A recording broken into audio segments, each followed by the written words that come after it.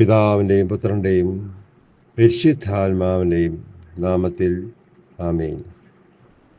നിഷ്കളങ്ക രക്തത്തെ ഒറ്റിക്കൊടുത്ത് ഞാൻ പാപം ചെയ്തിരിക്കുന്നു. നിഷ്കളങ്ക രക്തത്തെ ഒറ്റിക്കൊടുത്ത് ഞാൻ പാപം ചെയ്തു പോയി. പശ്ചാത്തപിക്കുന്ന യൂദാസിനെ പറ്റിയാണ് ഇന്ന് നമ്മൾ ശ്രവിക്കുന്നത്. ഹല്ലേലൂയ. ഇന്ന് 5-ാം ദിവസമാണ്.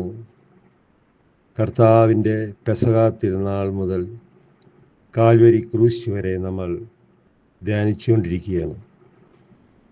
ബലിയായി കുർബാനയായി മാറാൻ പോകുന്ന യേശുനാഥനെ നമ്മൾ ആരാധിച്ച് സ്തുതിച്ച് വചനം കേട്ട് മുമ്പോട്ട് പോയിക്കൊണ്ടിരിക്കുകയാണ്. ഹല്ലേലൂയ.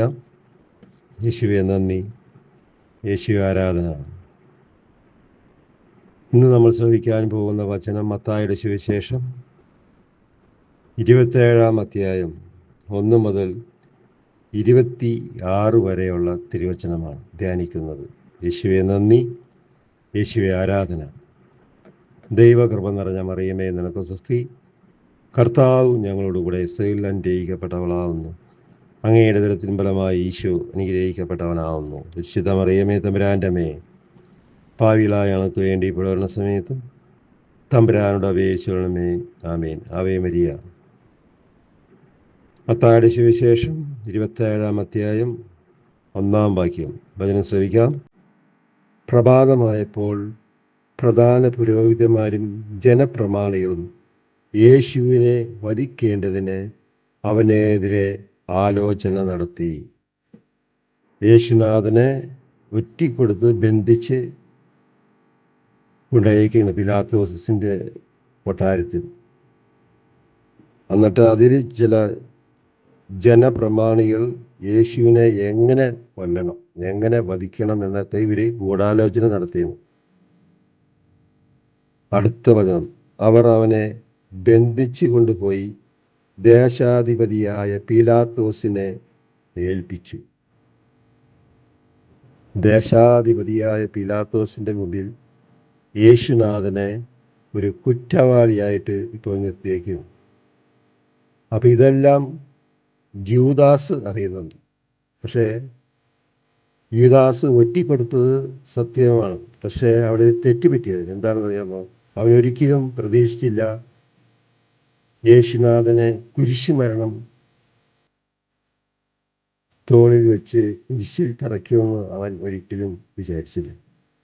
അവൻ വിചാരിച്ച് പിടിച്ച് നീ വചനം പ്രഘോഷിക്കണമെങ്കിലൊന്നും ചെയ്യേണ്ടെന്നൊക്കെ പറഞ്ഞൊരു വാണിയെ കൊടുത്ത് വിടും എന്നാണ് യൂദാസ് കരുതിയിരുന്നത്. 1. 2, അവനൊരു പണക്കൊതിയനായതുകൊണ്ട് മറ്റൊന്നും അവൻ ചിന്തിച്ചില്ല. അവൻ നേരെ കർത്താവിനെ ചുംബിച്ച് ഒറ്റിക്കൊടുത്തു 30 വെള്ളിക്കാശിന് വേണ്ടി. അവൻ ഒറ്റിയില്ലെങ്കിലും അവർ പിടിക്കും. കാരണം കർത്താവിൻ്റെ സമയം പൂർത്തിയായിരിക്കുകയാണ്. കുർബാനയാകാൻ പോവുകയാണ്. ജനങ്ങൾക്ക് വേണ്ടി ഓരോ മനുഷ്യൻ്റെ പാവങ്ങൾ പരിഹാര ബലിയായിട്ട് പറയാൻ പിതാവിൻ്റെ സ്വന്തം പുത്രനെ തന്നെ നമുക്ക് കാഴ്ചവെക്കുകയാണ് പിതാവ്. ഹല്ലേലൂയ. ഗാഗുൽത്താ മലയിൽ കുർബാനയായി മാറാൻ പോവുകയാണ്. യേശുവേ നന്ദി. 3-ാം വാക്യം, അവനെ ഒറ്റിക്കൊടുത്ത യൂദാസ് അവൻ ശിക്ഷയ്ക്ക് വിധിക്കപ്പെട്ടു എന്നറിഞ്ഞപ്പോൾ അപ്പോഴാണ് അവൻ അറിയണത് എങ്ങനെ യേശുവിനെ ക്രൂശിക്കാൻ കുരിശുചുമന്ന് ഗാഗുൽത്താ മലയിൽ 3 കാരിരുമ്പാണികളാൽ കരങ്ങളിലും പാദങ്ങളിലും അടിച്ചു കയറ്റി തൂക്കിയിട്ട് ശ്വാസം മുട്ടിച്ച് കൊല്ലാനുള്ള പരിപാടിയാണ് പിലാത്തോസിൻ്റെ മുമ്പിൽ നിൽക്കുന്ന ജനാധി പ്രമാണികൾ തീരുമാനമെടുത്തത്. അപ്പോഴാണ് അവൻ അറിഞ്ഞിട്ട്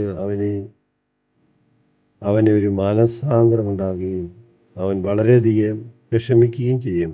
എങ്ങനെ ഞാൻ തെറ്റ് ചെയ്തു പോയല്ലോ എന്നുള്ള ഒരു മനോഭാവം, ചെയ്യേണ്ടില്ലായിരുന്നു എന്ന് പറഞ്ഞിട്ട് അവൻ എന്താണ് അടുത്തത് നോക്കിയോളൂ കേട്ടോ.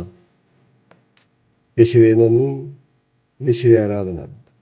ആ 30 വെള്ളി നാണയങ്ങൾ പ്രധാന പുരോഹിതന്മാരെയും പ്രമാണിമാരെയും ഏൽപ്പിച്ചുകൊണ്ട് പറഞ്ഞു. അവൻ ആ പൈസ എടുത്തിട്ട് നേരെ തന്ന വ്യക്തിയുടെ അടിയിലേക്ക് തന്നെ അവൻ തിരിച്ചു തന്നു.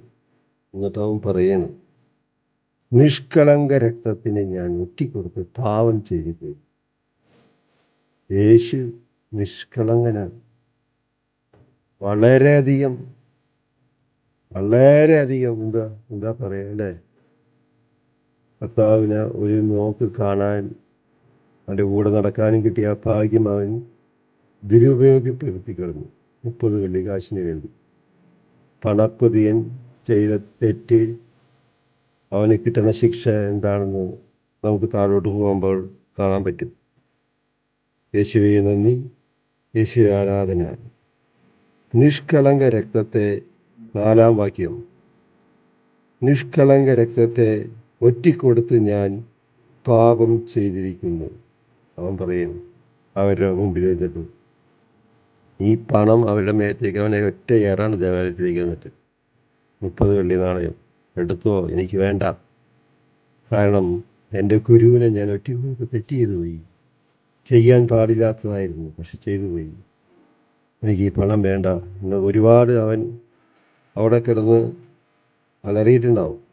പക്ഷേ ഒരു കാര്യമില്ല. എന്താണെന്നോ, അവർ ഹൃദയം കഠിനമായിരിക്കണം. അവൻ എങ്ങനെയെങ്കിലും യേശുവിനെ നശിപ്പിക്കണമെന്നാണ് ജനപ്രമാണികളെ ഗൂഢാലോചന നടത്തിക്കൊണ്ടിരിക്കുന്നത്. ഹല്ലേലൂയ. അവർ അവനോട് പറഞ്ഞു, അതിന് ഞങ്ങൾക്കെന്ത്? പണം അവൻ്റെ മേത്തേക്ക് ഇറങ്ങി കഴിഞ്ഞ് നിഷ്കളങ്ക രക്തത്തെ ഒറ്റിക്കൊടുത്തെന്നൊക്കെ പറഞ്ഞിട്ട് ഇവൻ കുറേ കാര്യങ്ങൾ അവിടെ പറഞ്ഞിട്ടുണ്ടാവും. ഉടനെ അവർ പറയുന്നു, അതിന് ഞങ്ങൾക്കെന്ത്? നിനക്ക് തരാനുള്ളത് ഞങ്ങൾ തന്നു, ഇനി ഞങ്ങളുടെ കാര്യമായി, നിന്റെ കാര്യമായി പോകുമെന്ന് പറഞ്ഞിട്ടുണ്ടാവും. അത് നിന്റെ കാര്യമാണ്. ഉടനെ അവർ പറയണം, അത് നിന്റെ കാര്യമാണ്. ഏത്? നിഷ്കളങ്ക രക്തത്തെ ഒറ്റിക്കൊടുത്ത് ഞാൻ പാപം ചെയ്തെന്ന് പറഞ്ഞപ്പോൾ അവർ പറയുന്നു, അത് നിന്റെ കാര്യമാണ്, ഞങ്ങൾക്കതൊന്നും അറിയേണ്ട ആവശ്യമില്ല. വെള്ളി നാണയങ്ങൾ ദേവാലയത്തിലേക്ക് വലിച്ചെറിഞ്ഞിട്ട് അവൻ പോയി. ആ 30 വെള്ളി നാണയങ്ങളും അവരുടെ മുഖത്തേക്ക് അവൻ വലിച്ചെറിഞ്ഞ ദൂരെ വിട്ട് നിൽക്കുന്നു. യേശുവിൻ്റെ സങ്കടവും വിഷമവും. അവരുടെ ജീവിതത്തിൽ ഇത്രയും വലിയൊരു ചതി അതിന് മുമ്പ് ഉണ്ടായിട്ടുണ്ടാവില്ല. 3 വർഷം കൊണ്ട് നടന്ന് ഇതുപോലെ വരുന്നത് അവൻ ഒരിക്കലും വിചാരിച്ചിട്ടുണ്ടാവില്ല. ദേവാലയത്തിലേക്ക് വലിച്ചെറിഞ്ഞിട്ട് അവൻ പോയി കെട്ടി തൂങ്ങിച്ചത്തു. യുദാസ് പിന്നെ ഒരു നിമിഷം അവന് നിൽക്കാൻ പറ്റിയില്ല. കണ്ട, ഒന്നാമത് നമ്മൾ കണ്ടു, യേശുനാഥൻ കുർബാന സാധിച്ചിട്ട് അപ്പം മുറിക്കുന്നുണ്ട്. മത്തായിയുടെ സുവിശേഷത്തിൽ, യോഹന്നാന്റെ സുവിശേഷത്തിൽ അപ്പക്കഷ്ണം മുക്കി അവൻ്റെ അതരങ്ങളിൽ കൊടുത്തപ്പോൾ അവിടെ നിന്ന് ഇറങ്ങി പുറത്തോട്ട് വന്ന ഉടനെ സാത്താൻ അവനിൽ കയറി. യേശുവിനെ ശരീരരക്തം ഭക്ഷിച്ച ഉടനെ സാത്താൻ അവനിൽ പ്രവേശിച്ചു. അത് അവനെ വിട്ടില്ല. കിട്ടിയ സമയം കൊണ്ട് സാത്താൻ മുതലെടുത്തു. എങ്ങനെ? കെട്ടിത്തൂങ്ങി ചാകേണ്ടി വന്നു. ഒരു നിമിഷം പത്രോസിനെ പോലെ കരഞ്ഞ് മനസ്സാന്തരത്തിലേക്ക് വരാനുള്ള സമയം സാത്താൻ അവന് കൊടുത്തില്ല. കെട്ടിത്തൂങ്ങി ചത്തു. പ്രധാന പുരോഹിതന്മാർ ആ വെള്ളി നാണയങ്ങൾ എടുത്തുകൊണ്ട് പറഞ്ഞു, ഇത്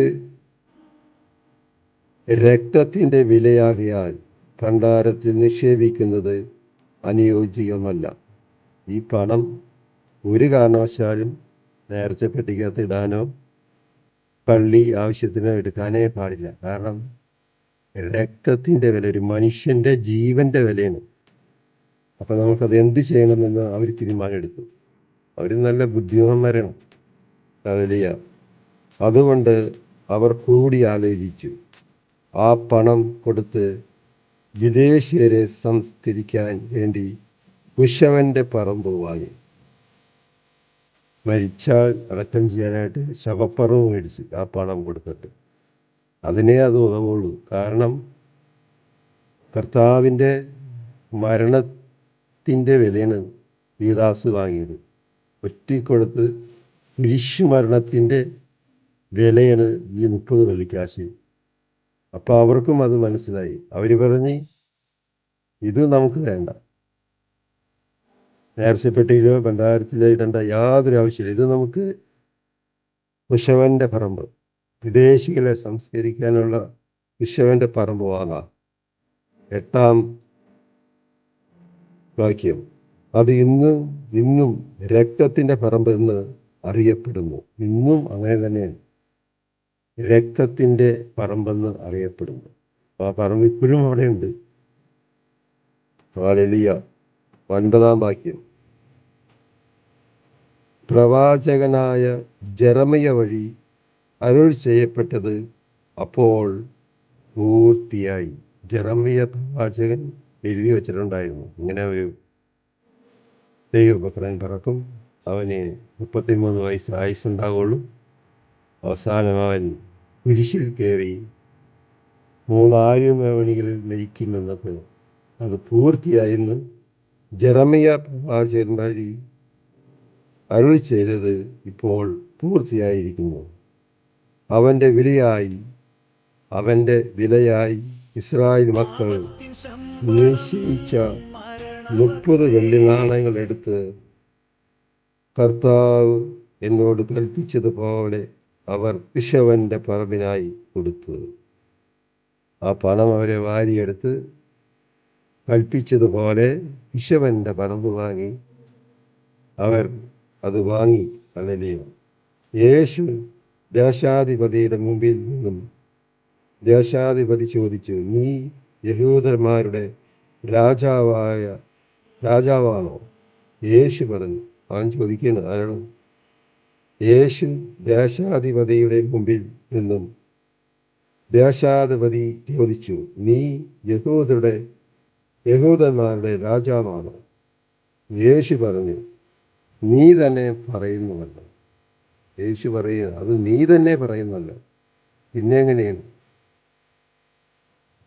അടുത്ത വചനം 12-ാം വാക്യം, പ്രധാന പുരോഹിതന്മാരും പ്രമാണികളും അവൻ്റെ മേൽ കുറ്റം ആരോപിച്ചപ്പോൾ അവൻ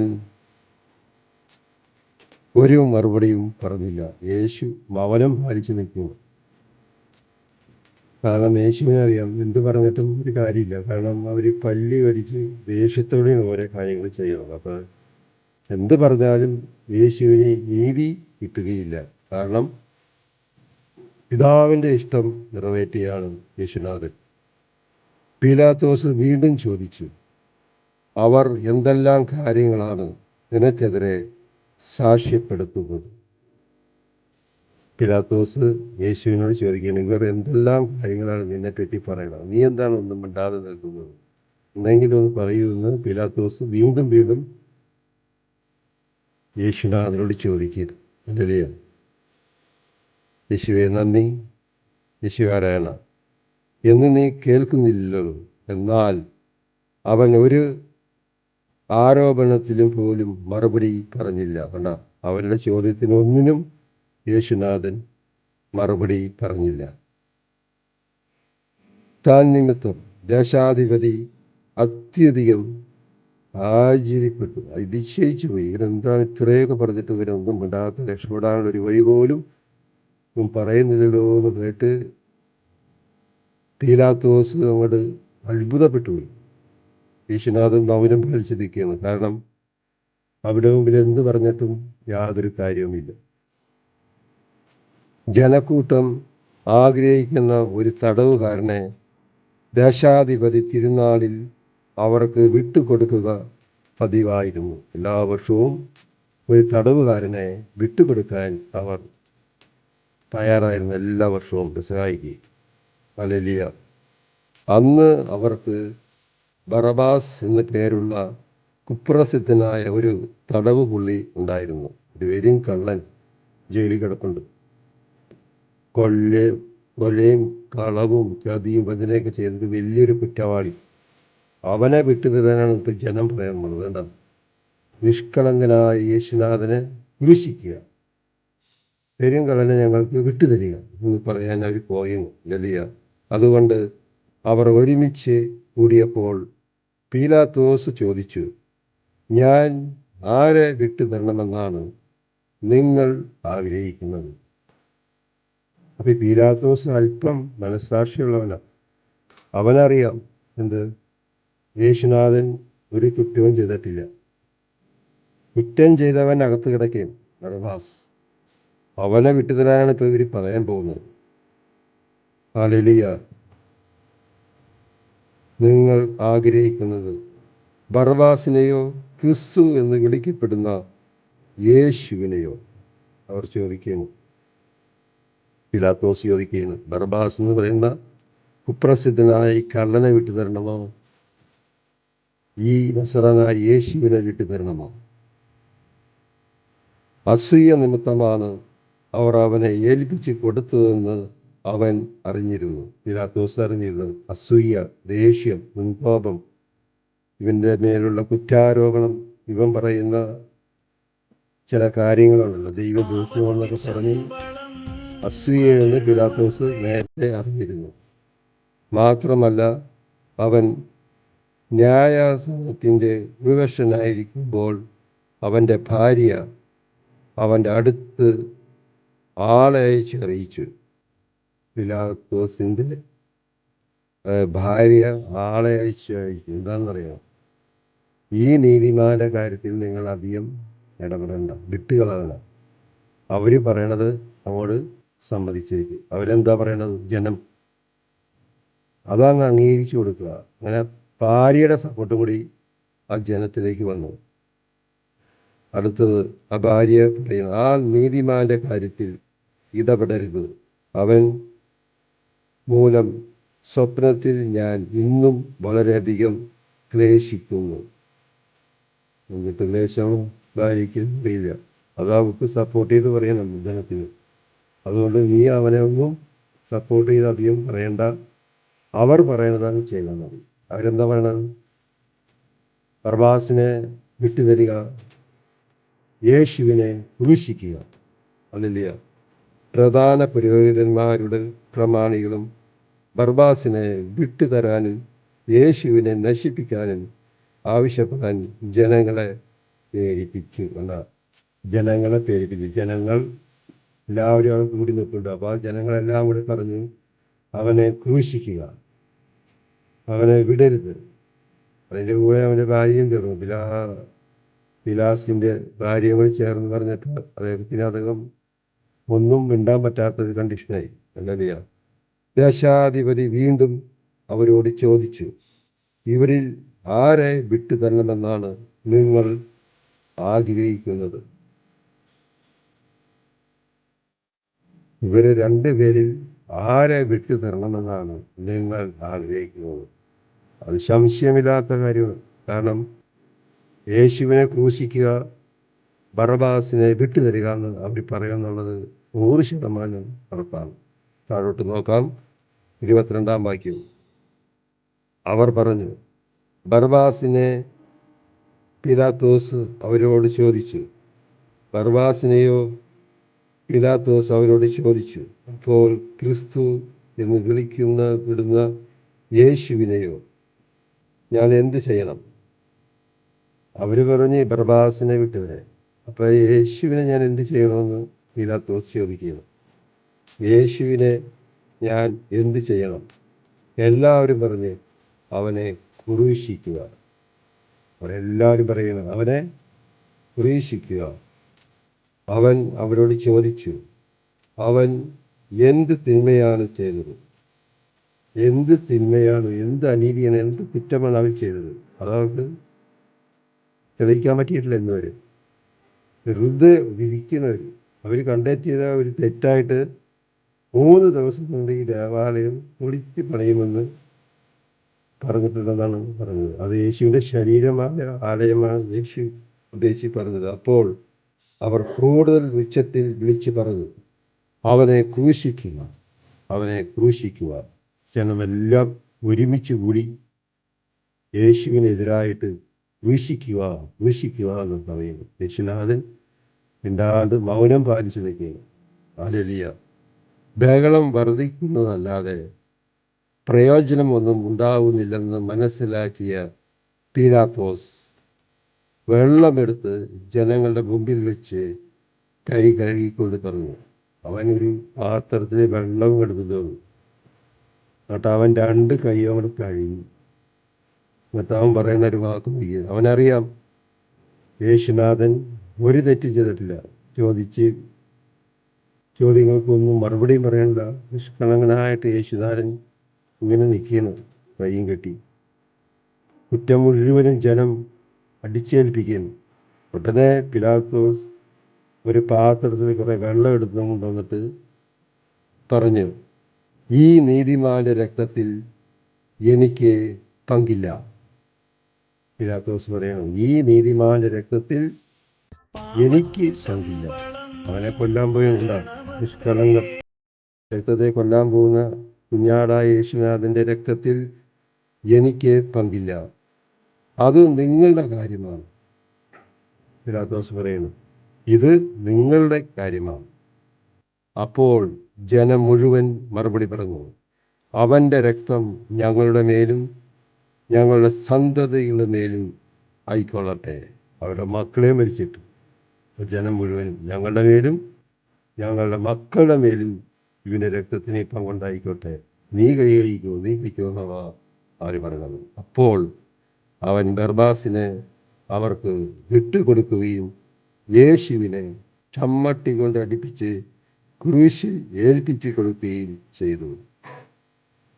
ചമ്മട്ടി കൊണ്ട് അടിക്കാനും ക്രൂശിൽ തറയ്ക്കാനും അവർക്ക് ഏൽപ്പിച്ചു കൊടുത്തു. അവൻ കൈ കഴുകി. ഹല്ലേലൂയ. യേശുവേ സ്തോത്രം, യേശുവേ നന്ദി, യേശുവേ ആരാധന. Praise the Lord. Ave Maria.